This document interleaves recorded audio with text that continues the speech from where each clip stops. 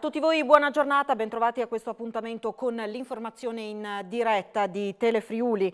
Si sono svolti questa mattina a Roma nella Basilica di Santa Maria degli Angeli, funerali di Stato dell'ambasciatore Luca Attanasio e del carabiniere Vittorio Iacovacci, uccisi nell'assalto in Congo. I feretri avvolti nel tricolore sono stati trasportati nella chiesa dai carabinieri del 13° Reggimento Friuli Venezia Giulia di Gorizia. Quello di Iacovacci, presenti il premier Mario Draghi, i ministri Guerini, Di Maio, Lamorgese, Giorgetti, presidenti di Camera e Senato Fico e Casellati, oltre alle famiglie delle due vittime. A celebrare i funerali è stato il cardinale Angelo De Donatis, vicario del Santo Padre, che ha portato anche il cordoglio di Papa Francesco. C'è angoscia per i troppi uomini invaghiti dal denaro che tramano la morte del fratello, c'è angoscia perché la giustizia è disattesa, ha detto nell'omelia. Luca Attanasio e Vittorio Iacovacci sono stati strappati da questo mondo da artigli di una violenza feroce che porterà altro dolore. Dal male viene solo altro male. In Friuli Venezia Giulia l'indice RT segna un leggero aumento pur mantenendosi sempre ampiamente sotto 1. Dall'ultimo monitoraggio effettuato dal Ministero della Salute e dall'Istituto Superiore di Sanità emerge che l'indice del contagio è passato da 0,8 della scorsa settimana a 0,83 dell'attuale. Tutti gli altri indicatori che descrivono l'andamento della pandemia nella nostra regione risultano in miglioramento. In particolare continua a ridursi la pressione sugli ospedali, per quanto si resti ancora al di sopra della soglia di criticità per quanto riguarda l'occupazione delle terapie intensive. Si è passati dal 34 al 33%. Continua la discesa negli altri reparti, dove i posti letto occupati da pazienti Covid si sono ridotti dal 31 al 28%. Il numero di casi riportati alla Protezione Civile regionale negli ultimi 14 giorni vede una discesa da 2036 a 1815. I focolai attivi in Friuli Venezia Giulia sono passati da 820 a 707. I nuovi focolai individuati erano 268 la scorsa settimana, ora sono 246. Ed è arrivato il report settimanale anche della Fondazione Gimbe, dal quale risulta che la percentuale della popolazione che ha completato il ciclo vaccinale in Friuli Venezia Giulia è pari al 2,94%, la media italiana è del 2,25%. La percentuale di over 80 che ha completato il ciclo vaccinale è pari al 3,3% rispetto a una media italiana del 2,9%. Considerando la settimana 17-23 febbraio non risulta in peggioramento nessun indicatore rispetto alla settimana precedente. Infine, sopra soglia di saturazione i posti letto in terapia intensiva occupati da pazienti Covid. Già domani i presidenti di regione riceveranno dal governo la bozza del nuovo DPCM che sarà in vigore dal 6 marzo. Lo ha detto la ministra Gelmini nel corso dell'incontro informale di questa mattina. Le ordinanze con i nuovi provvedimenti saranno effettive da lunedì e non più dalla domenica. Il sistema delle fasce resta per evitare un nuovo lockdown. Si sta lavorando alla riapertura dei luoghi della cultura, ma se ne parla ad aprile. È quanto avrebbe detto il ministro per le autonomie Maria Stella Gelmini durante l'incontro di questa mattina tra governo e regioni. Ai presidenti già domani dovrebbe arrivare una prima bozza del DPCM che entrerà in vigore il 6 marzo. Il governo, avrebbe detto Gelmini, secondo quanto si apprende, sta lavorando intensamente in queste ore sul nuovo provvedimento anti-Covid. Sono naturalmente in costante contatto con Palazzo Chigi e contiamo di farvi avere nella giornata di domani, con grande anticipo rispetto alla scadenza del 5 marzo, una prima bozza del DPCM. Gelmini ha sottolineato quanto per l'esecutivo Draghi sia fondamentale il confronto costante con le regioni e l'anticipo delle decisioni, in modo da lasciare ai cittadini il tempo necessario per poter organizzare la propria vita. Il governo avrebbe inoltre deciso di posticipare a lunedì l'entrata in vigore delle ordinanze attualmente fissata la domenica. Questo avevano chiesto le regioni e lo avevo condiviso, questo abbiamo ottenuto, avrebbe affermato Gelmini. Così aiutiamo anche le attività economiche che non perderanno il weekend. Quanto al sistema delle fasce, verrà mantenuto. Finora, ha detto la ministra, è stato scongiurato un lockdown generalizzato e questo deve essere l'obiettivo principale anche per le prossime settimane e per i prossimi mesi. L'esponente del governo Draghi ha fatto inoltre sapere che si sta lavorando per una graduale riapertura dei luoghi di cultura. Il ministro Franceschini ha avviato un confronto con il CTS per fare in modo che, superato il mese di marzo, si possano immaginare riaperture con misure di sicurezza adeguate. Ha preso il via oggi al Catinara di Trieste la campagna vaccinale per le forze dell'ordine, esclusa la polizia locale per il problema di privacy che ha pesato anche sul mondo della scuola. L'assessore regionale Roberti fa comunque sapere che la situazione si sbloccherà nei prossimi giorni.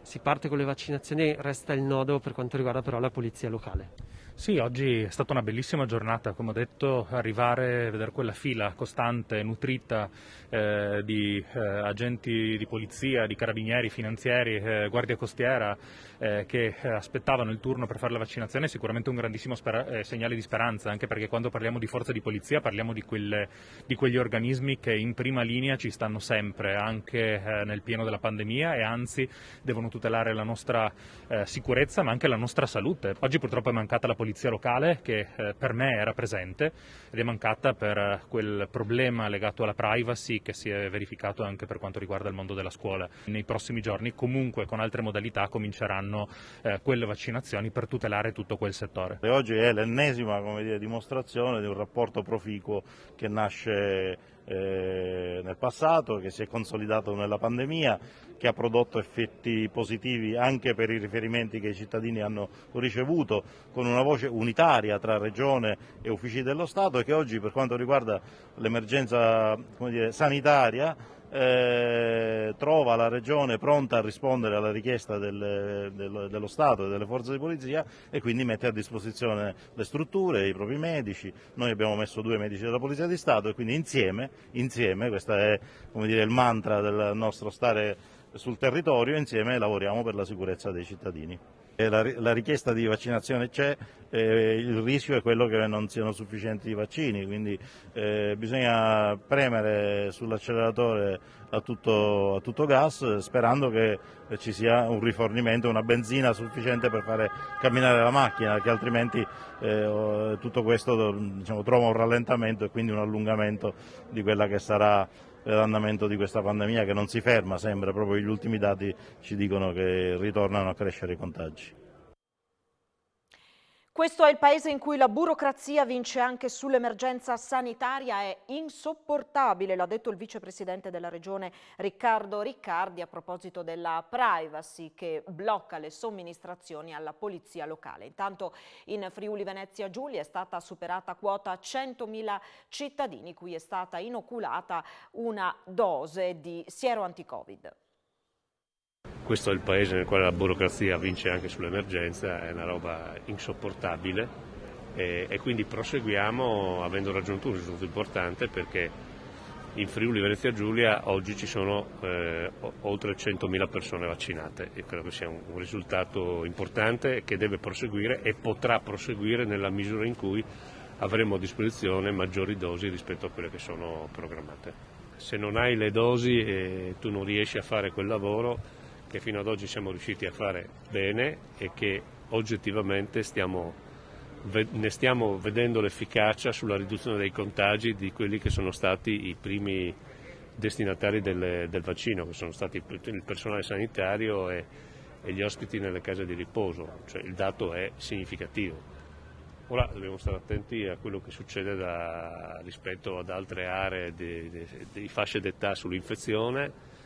La categoria 3-5 anni sta aumentando, è diventata la prima fascia nella diffusione del contagio, e questo pone un problema non rilevante secondo i dati che abbiamo nei confronti delle persone che contraggono il virus, ma nella loro però mobilità che può determinare un'infezione importante nelle persone che invece sono avanti con l'età e quindi creano un profilo di rischio che poi ha una ricaduta su quella pressione ospedaliera che fortunatamente siamo riusciti a ridurre in maniera significativa nelle aree mediche. Ancora a qualche punto sopra le soglie delle terapie intensive, ma oggi la condizione ospedaliera è sicuramente molto diversa da quella un mese fa. Tutti auspichiamo di poter avere maggiori dosi, perché avendo maggiori dosi mettiamo in sicurezza prima le persone, avendo peraltro a disposizione a questo punto l'altro elemento importante che è la medicina generale, con la quale declineremo l'accordo nazionale e abbiamo visto che c'è una piena disponibilità a sostenere il servizio sanitario nell'inoculare le dosi. Nuova nomina a sottosegretario per la deputata friulana Vannia Gava, che ricoprirà il ruolo nel nuovo Ministero della Transizione Ecologica. La deputata friulana della Lega Vannia Gava torna a ricoprire il ruolo di sottosegretario. Dopo la sua nomina all'ambiente con il Conte 1, l'onorevole Di Sacile è stata scelta da Draghi tra i 39 nuovi sottosegretari. Gava ricoprirà il ruolo nel nuovo Ministero della Transizione Ecologica voluto dal Movimento 5 Stelle. Con il suo nome, il partito guidato da Matteo Salvini, che ha ottenuto 9 sottosegretari, conferma la fiducia all'esponente friulana in un ruolo strategico e soprattutto in ottica green per il futuro. A Gava sono arrivate le congratulazioni e l'augurio di buon lavoro da tutti gli esponenti della Lega del Friuli Venezia Giulia, in particolare dal coordinatore ed europarlamentare Marco Dreosto. La Lega Friuli Venezia Giulia c'è. Con la nomina di Vannia Gava a sottosegretario al Ministero della Transizione Ecologica, Matteo Salvini premia il nostro territorio, affidando questo importante e delicato incarico a una figura di spicco della nostra regione e del nostro partito a Roma. La conferma della strategia vincente della Lega è quella di legare sempre il buon governo con il territorio e portando avanti le istanze delle nostre genti e dei nostri cittadini. Ora è necessario continuare a fare squadra tra Regione Friuli Venezia Giulia, Roma e Bruxelles. Con il governatore Fedriga, 4 parlamentari, 2 senatori, 2 eurodeputati ed ora un componente del governo Draghi, la Lega Friuli Venezia Giulia lavorerà in sinergia per il rilancio della nostra economia e del nostro territorio. Gava ha accolto con soddisfazione la nomina e si è detta pronta a mettersi subito al lavoro.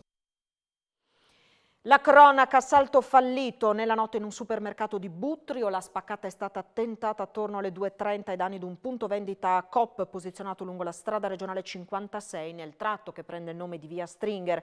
I malviventi hanno utilizzato una vettura come ariete, lanciata a tutta velocità contro la vetrata del supermercato. Sono però arrivati presto i carabinieri della radiomobile della compagnia di Palmanova che erano in zona.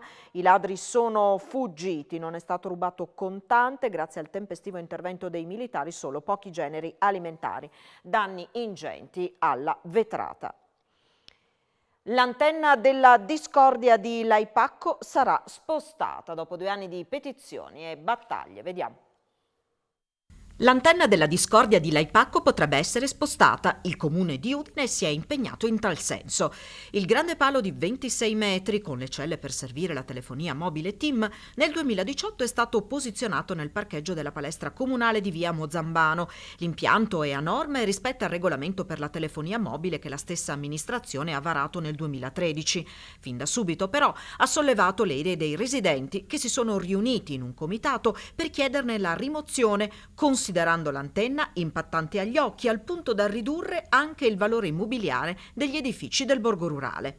Inoltre dista a soli 155 metri dalla scuola dell'infanzia e 20 metri dal centro sportivo utilizzato abitualmente dagli studenti. Dopo 2 anni di battaglia, una raccolta firme e un ricorso al TAR, lunedì sera il Consiglio Comunale ha votato all'unanimità la mozione presentata da Federico Pirone, capogruppo di Innovare, che impegna Giunta e Sindaco a venire incontro alle richieste dei cittadini. Il Comune si è detto favorevole a valutare lo spostamento dell'antenna di circa 300 metri in un sito privato in mezzo ai campi. Termina qui questa edizione del nostro telegiornale. Rimanete sintonizzati su Telefriuli, tra pochissimo l'appuntamento con A voi la linea. Arrivederci.